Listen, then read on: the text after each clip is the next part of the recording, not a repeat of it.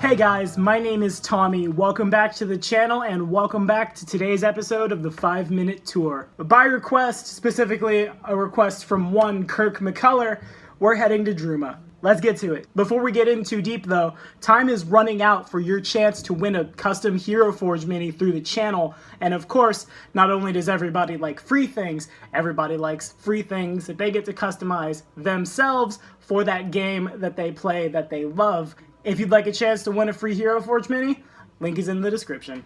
The Calistocracy of Druma, led by the High Prophet of a strange secular religion that values wealth and trade above anything, is one of the richest regions in the Inner Sea. It is run by the resplendent bureaucracy, which is a position no one really wants because in a nation where wealth is valued above everything, people just don't want to stay in that kind of job. There's no opportunities for advancement or personal wealth. Above those guys, the High Prophet Calidor is one of the most powerful men in Avestan. A long time ago, the dwarven kingdom of Tar-Targath rose in the area, and after its fall, the land was split between 5 dwarf kingdoms.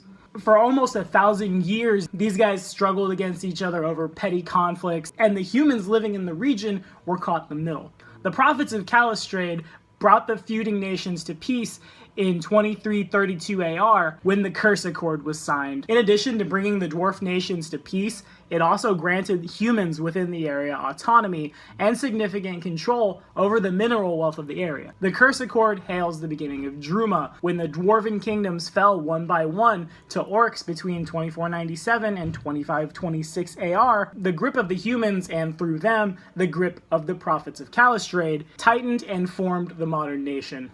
Since then, the prophets have gained a virtual stranglehold over Druma, and the prophecies now form the official state religion.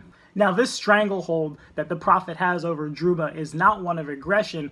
The people of Druma are almost universal in their adherence to the prophecies of Calistrade. Nowhere else in Avestan are these followers so common.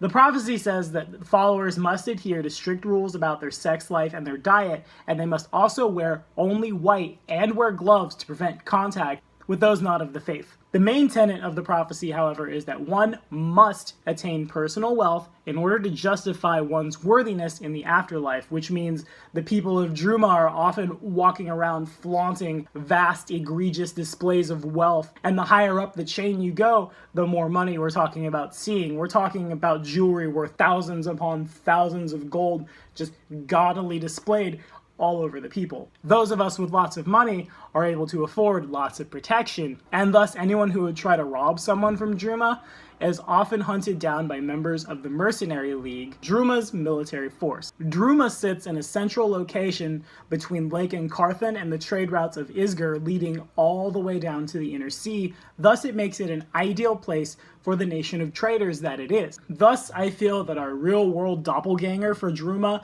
is in fact the nation of Venice around the 13th to 15th century when they're sending traders all across the world. Ever heard of a dude named Marco Polo? Yeah, same idea here.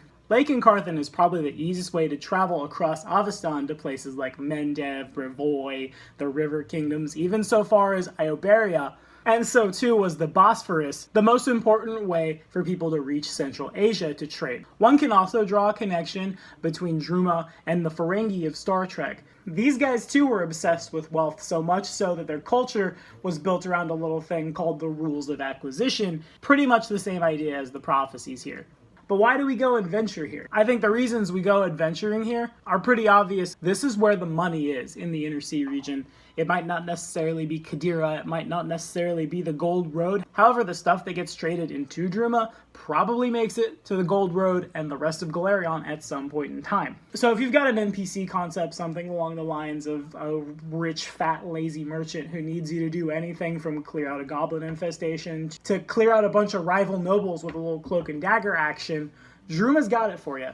Though Druma is not actively at war with anyone, their mindset of wealth being more important than anything puts them at odds with a lot of the regions around them. If you're from, say, Andoran, for example, you might think of Druma as a nation that's too concerned with working its people to the bone so that the 1% can make money and not concerned enough with the freedoms and rights of that man. Thus, you might, along with your contingent of Eagle Knights, cross the border and help liberate the region. Druma also has its eyes on its neighbor Kyanin, Though the region is full of rich mineral deposits, Kyanin offers them more wealth, so there's nothing saying that the prophet might suddenly declare that his armies crusade into Kyanin for no better reason than to make more money. After all, that is exactly what the people here want to do. So have you guys ever adventured in Druma before? Do you feel like adventuring in Druma? Feel like making a little extra money? Whatever stories you might have about this place, throw them in the comments below and we'll keep the conversation going.